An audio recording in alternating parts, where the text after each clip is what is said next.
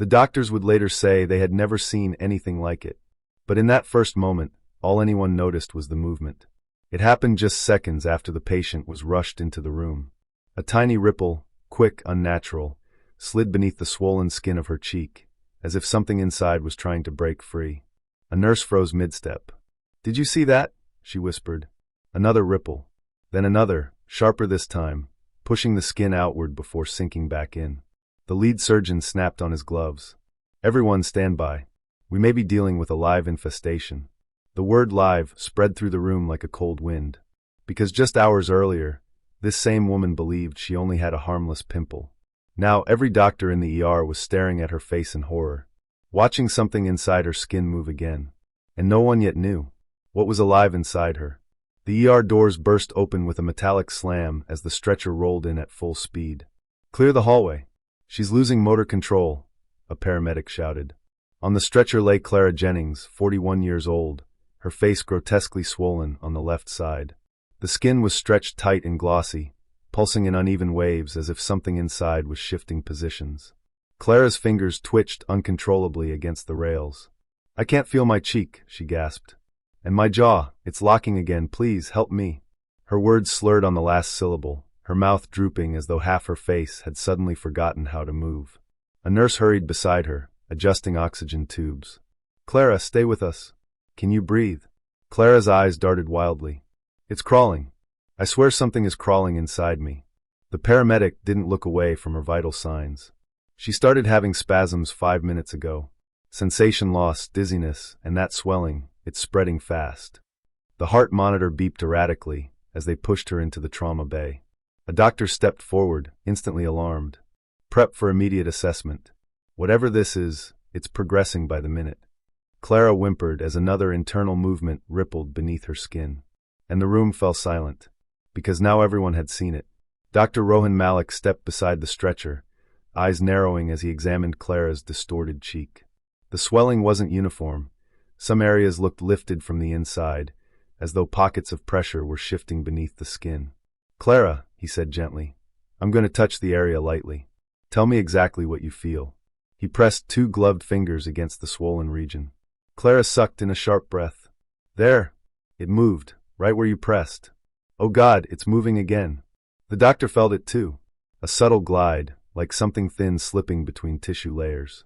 His expression changed. Not panic, not confusion, but a quiet, heavy concern that made the nurses exchange glances. He lifted her eyelid to check neurological response. Her left eye lagged, not following his finger smoothly. "Facial nerve impairment," he murmured. "And the heat radiating from this swelling, it's abnormal." Clara's voice trembled. "Doctor, is it an infection? Did I do something wrong?" "We don't know yet," he replied carefully. "But what you're feeling, this internal movement, it should not be possible without an internal cavity being present." One nurse stepped closer. "Sir, look." A visible ripple traveled across Clara's cheek, slow and deliberate. Every person in the room froze. Because this wasn't just swelling anymore. It was behavior. Just a week earlier, Clara stood in her bathroom, leaning toward the mirror with the kind of casual indifference most people have toward minor imperfections. On her cheek sat a tiny red bump, nothing dramatic, nothing painful, just the sort of harmless pimple people ignore every day. She sighed, brushing her hair aside. "Of all days, really?" she muttered, dabbing concealer over it before rushing off to work. Life carried on as usual. Meetings, coffee breaks, evening chores. The bump didn't hurt, didn't itch, didn't bleed. It was simply there, a small annoyance easily forgotten. A coworker even joked, "Stress pimple? Happens to all of us." Clara had laughed it off. "Yeah, I'll survive." She never imagined it was the first warning. By the 3rd day, the bump had grown slightly, still small enough to ignore, still harmless looking. She pressed it lightly with her fingertip. A faint soreness. Nothing alarming. She shrugged and moved on with her day. Like most people, she believed that if something wasn't painful, it couldn't be serious. She had no idea that inside that tiny bump, something had already begun. Something she couldn't see. Something she had unknowingly given time to grow. By the end of the week, the harmless pimple no longer looked harmless. Clara noticed it while washing her face. The skin around the bump had become warmer, slightly swollen, and faintly pink. When she pressed her cheek with a towel, a sharp sting shot through the area. "Ouch! Okay, that's new," she whispered, checking the mirror again. The swelling wasn't huge, but it had shape now. Definition. Edges that hadn't been there before. Still, she convinced herself it was normal. I probably slept on it wrong, she muttered, brushing off the discomfort. But that evening, something happened that made her pause. While reading on the couch, she felt a tiny twitch under the skin, so small she thought she imagined it. A soft flick, like a muscle spasm. She froze. There it was again, just a faint internal tap. Her heart skipped. What was that? She lifted her hand and pressed gently. Nothing happened. No movement, no pain beyond the usual sting. It's just nerves, she reassured herself. I'm tired. Stressed as weird things. But deep down, a quiet unease settled in her chest. Because that twitch hadn't felt like a nerve firing. It had felt deliberate. A sensation that shouldn't exist inside a simple pimple. Yet she still chose to ignore it. And that was her biggest mistake. 2 days later, Clara woke up drenched in sweat. Her pillowcase was damp, sticking to her cheek, and for a moment she couldn't tell if it was sweat or something else. Her head throbbed with a deep, pulsing ache unlike any headache she'd ever felt. She sat up slowly, dizzy, gripping the edge of the mattress. Her cheek felt heavy, unnaturally heavy. She touched it. Hot, swollen, tender enough to make her gasp. She hurried to the bathroom mirror and froze. The left side of her face had changed shape overnight. The swelling had expanded downward toward her jawline, giving her cheek a sagging, distorted appearance. When she tried to smile, her lips pulled unevenly. Her reflection didn't look like her. Oh no, no, no, no, she whispered, panic rising. She leaned closer. The skin looked stretched thin, shiny, almost translucent in places. And worst of all, a tiny bead of clear fluid glistened near the original bump, slowly trailing downward. She wiped it with a tissue. The smell was faint but sour. Her stomach turned. What is happening to me? That evening the fever spiked. Her vision blurred every few minutes, and a deep pressure built inside the swollen cheek, pulsing in steady waves. As she lay in bed, she felt another twitch, stronger than before. Not a flick, not a tremor, a sliding sensation. Longer, intentional, alive. She clutched her face in terror. And for the first time, she realized something was terribly, dangerously wrong. By the next morning, Clara could barely recognize her own reflection. The swelling had doubled overnight, stretching her cheek into a painful bulge that pulled at her eyelid. She tried to talk, but her words slurred so badly, she sounded like she had just come from dental surgery. Her jaw refused to move normally, locking halfway whenever she tried to open her mouth. But none of that terrified her as much as what happened next. While staring into the mirror, gripping the sink to steady herself, she saw it. Not just a twitch, not just a pulse, but a clear, defined movement traveling beneath her skin. A thin ridge pushed outward and glided slowly from the corner of her jaw toward her cheekbone, lifting the skin as it passed. Clara screamed and stumbled backward. No, no, this can't be real. Her breathing quickened. Tears blurred her vision. And then, as if responding to her fear, the movement returned, faster this time. A sharp, crawling shift that made her skin ripple like something inside was trying to reposition itself. That was the moment her panic shattered into full-blown terror. She grabbed her keys with trembling fingers, barely managing to dial 911 as she staggered toward the door. Please, she cried into the phone.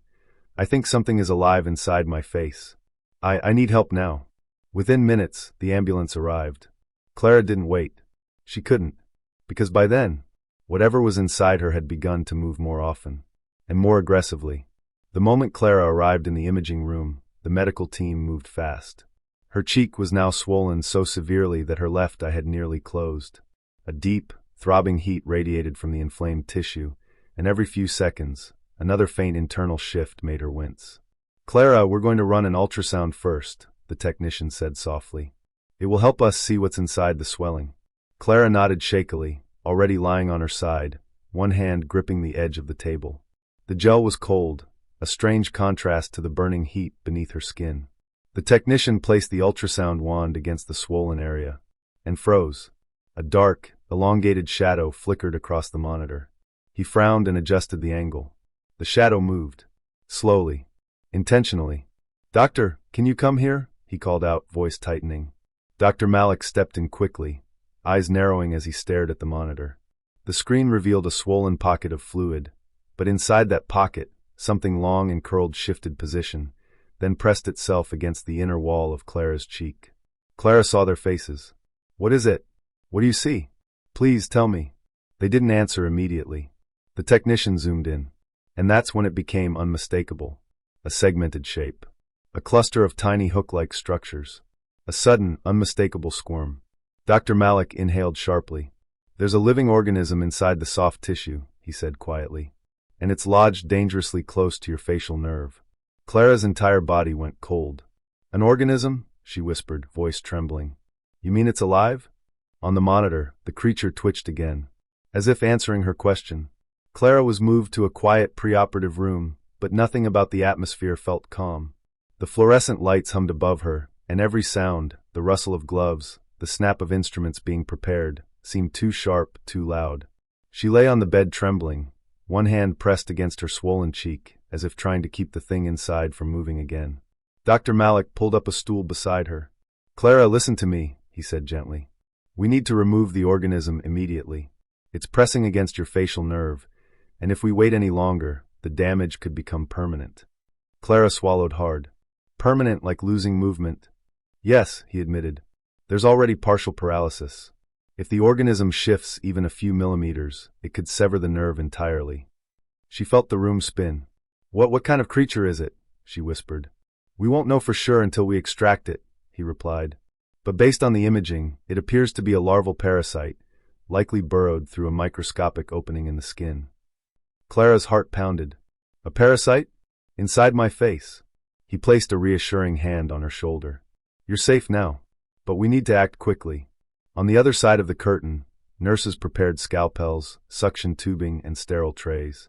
Clara closed her eyes. And then, as if sensing the impending danger, something inside her cheek twitched violently. She gasped, "Please just get it out." The operating room fell into a focused, chilling silence as Clara was gently positioned under the surgical lights. The bright beams washed her swollen cheek in harsh white, revealing the stretched, glossy skin beneath which the organism still shifted faintly. "Anesthesia ready," a nurse said. Clara gripped the sides of the table, breathing fast. Please don't let me feel anything." "You won't," Dr. Malik assured her. "We're going to take this step by step." As the medication flowed through her system, her breathing slowed, though her eyes remained open, watching, trembling. The surgical drapes were positioned. Gloves snapped. Instruments clicked sharply on the metal tray. Dr. Malik leaned over the swollen cheek, examining its surface one last time. The skin pulsed. "All right," he murmured. "Incision point marked. We begin now." He made the first cut carefully, just enough to open the top layer of the swollen tissue. Instantly, a pocket of thick pressure expanded upward, and a deep internal shift rippled beneath the incision line. The nurses stiffened. "It's moving more aggressively," one whispered. Dr. Malik steadied his hand and made a slightly deeper opening. A trapped burst of air escaped with a faint hiss, followed by warm fluid draining into the suction tube. Then, a subtle scrape touched his instrument. Everyone froze. He slowly widened the incision, and the creature responded. A sudden, forceful bulge pushed outward, distorting the cut as though something inside was trying to force its way through the opening. The movement was unmistakably alive, intentional, rhythmic. "Retractor," Dr. Malik said quietly. As the assistant pulled the skin back, the creature finally came into view. A pale, thick larval body curled tightly into the pocket of tissue. Its outer segments expanded and contracted in slow waves. Tiny hook-like mandibles flexed at one end, scraping weakly against the exposed tissue as if trying to anchor itself deeper. Several nurses exhaled in horror. "Oh my God," someone muttered under their breath. Dr. Malik reached in with delicate forceps. The larva writhed violently, twisting in protest. "It's attached to the nerve sheath," he warned. "If it clamps down, we could lose motor function." He worked slowly, millimeter by millimeter, loosening each point of attachment. The creature squirmed harder, resisting every tug. Finally, with one careful twist, the last hook released. A sudden, sickening slither. And then, Dr. Malik pulled the organism free. The larva dangled from the forceps, still wriggling, still alive, glistening under the surgical light. Clara, half-conscious, whispered weakly, "It was inside me all that time." Dr. Malik set the creature into a sealed specimen jar. "It's out," he said softly. "You're safe now." But even as the lid clicked shut, the larva continued to thrash angrily. Alive. Growing. hunting for a new host it would never get. Clara lay in the recovery bay, her cheek bandaged and numb, while Dr. Malik reviewed the sealed jar containing the writhing larva. The creature thrashed weakly against the glass, its segmented body coiling and uncoiling in slow, unsettling motions. When he returned to Clara's bedside, his expression was serious but steady. "Clara," he began softly, "we've identified the organism. It's a species of cutaneous myisis larva, commonly known as a tissue-burrowing parasite." Clara blinked slowly, her voice faint. How did it get inside me?" "There are two likely scenarios," he explained. "Either a tiny fly laid microscopic eggs on an open pore or small scratch, or the larva entered through a clogged follicle that looked like a simple pimple. These organisms are designed to burrow into warm tissue and stay hidden." She swallowed, horrified. "And it grew inside my face?" "Yes," he said. "The fluid pocket you developed allowed it to feed and expand. When you felt twitching, that was the larva repositioning itself. The facial drooping happened because it was pressing against your nerve." Clara closed her eyes, tears gathering. "So it could have killed me?" Dr. Malik nodded slowly. "If it had reached deeper structures, or the bloodstream, yes. You came just in time." When the anesthesia finally faded, Clara's awareness returned in pieces. First the sound of distant footsteps, then the rhythmic beeping of a heart monitor, and finally the stiff, throbbing ache running along the left side of her face. She reached up instinctively, but stopped when her fingers touched the thick bandage. A wave of emotion hit her. Fear, relief, disbelief, all tangled into a tight knot in her chest. Her voice trembled as she whispered to herself, "That thing was inside me." She felt tears slide down the corner of her right eye, the only side that could still move freely. The partial numbness on her left cheek made her feel disconnected from her own body, like part of her face no longer belonged to her. A nurse approached gently. "You're safe now, Clara. The worst is over." Clara tried to smile, but the left side of her mouth barely responded. The reality of the lingering damage made her breath hitch. "I ignored it," she murmured shakily. "I thought it was nothing, and it almost ruined my face." Her voice cracked. It was over, but the emotional scars were only beginning to form. The days that followed were a mixture of progress and frustration.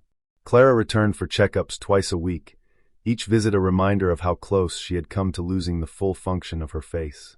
The stitches along her cheek healed steadily, forming a thin, curved line where the swelling had once distorted her skin.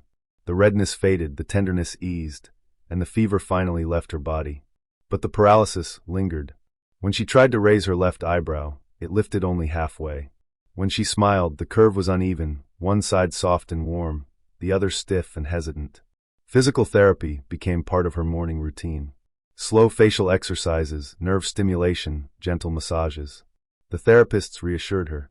Movement will return gradually. Nerves heal slowly, but they do heal. Some days brought small victories, a twitch that hadn't happened before, a slightly fuller smile. Other days, Clara stared at her reflection and felt the weight of what she had survived. The larva was gone, but recovery was still a journey she had to walk through with patience. Clara stood in front of the mirror weeks later, tracing the faint scar along her cheek. It was small now, barely visible unless someone knew where to look. But to her, it was a reminder far deeper than the mark it left on her skin. She whispered to her reflection, "I should have listened to my body." All those tiny warnings she had brushed off, the twitch, the heat, the swelling, came back to her like faint echoes. She realized how easy it was to trust comfort over caution, how simple it was to convince yourself that something small could never become something dangerous. But it had. She breathed slowly, steadying herself. "I ignored a signal that almost cost me my face, maybe even my life." And in that quiet moment, Clara vowed never to dismiss her body's whispers again. Most people ignore the smallest symptoms. A twitch, a bump, a little swelling, because life feels too busy to worry about them. Clara had been one of those people, and her near disaster became a warning she wished someone had given her sooner. So the message was simple, powerful, and universal. If something feels wrong in your body, don't wait. Don't assume. Don't hope it will disappear. Pain, heat, swelling, or sudden changes are not inconveniences, they're signals. Signals that could save your health or your life. Listen early.